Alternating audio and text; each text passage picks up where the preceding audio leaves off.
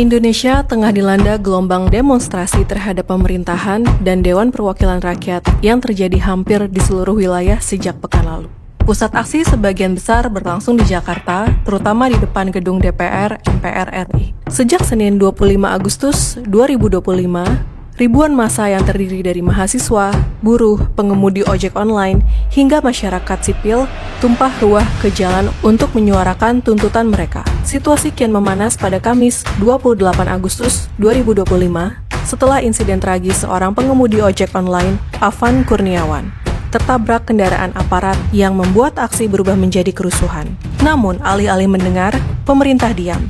DPR mengejek, polisi melawan, demo yang awalnya rakyat melawan DPR, kini berubah menjadi rakyat versus aparat. Kita bisa melihat halte-halte dibakar, kendaraan hancur, bahkan gedung-gedung pun ikut hangus. Korban jiwa pun berjatuhan. Rumah-rumah oknum DPR mulai dijarah. Dalam literatur strategi politik, ini disebut sebagai provokasi spiral. Saat kekuasaan membiarkan luka rakyat membusuk, lalu melempar bensin api dengan ejekan dan represi. Hasilnya, konflik melebar.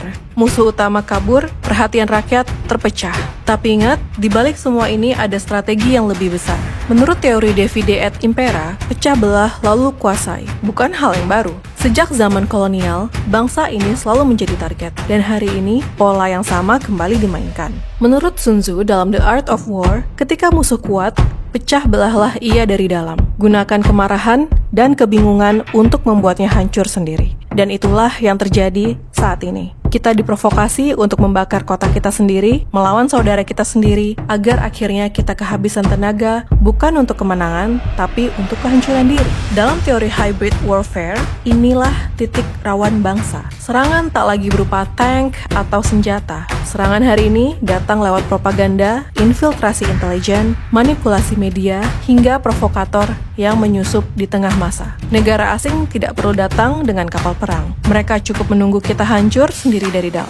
Begitu kacau, mereka masuk melalui jalur ekonomi, politik, bahkan diplomasi. Negara besar di selatan, Australia, sudah lama melirik Indonesia. Tidak perlu perang terbuka, cukup tunggu kita lemah, maka aset-aset kita, sumber daya kita, bahkan kedaulatan kita bisa jatuh ke tangan mereka.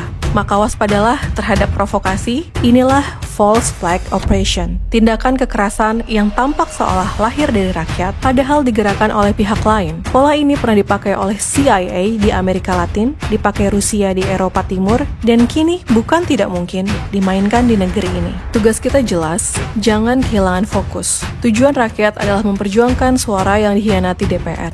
Jangan biarkan kita diadu domba dengan polisi, jangan biarkan kita melawan sesama rakyat, jangan biarkan energi kita dipanen untuk agenda yang bukan milik bangsa ini. Dari sisi spiritual, apa yang terjadi ini bukan sekedar chaos, ini adalah loncatan kolektif kesadaran bangsa. Luka, tangisan, kemarahan, semua adalah cara semesta memberikan lapisan kegelapan yang sudah lama menutupi kita. Bangsa kita sedang diuji. Apakah kita bisa bersatu di tengah provokasi? Apakah kita bisa memegang cahaya meski digoda untuk membakar segalanya? Karena sejarah selalu membuktikan, bangsa besar tidak runtuh karena musuh luar, tetapi karena perpecahan dari dalam. Dan justru, disinilah perjalanan spiritual bangsa dimulai. Dari rasa sakit menuju ke kesadaran, dari chaos menuju lahirnya tatanan baru. Maka marilah kita jaga hati, jangan terprovokasi, kita jaga fokus, jangan terpecah. Karena Indonesia bukan hanya tanah air, Indonesia adalah jiwa kita bersama. Jika kita bisa melewati ujian ini, bangsa ini akan lahir kembali lebih kuat,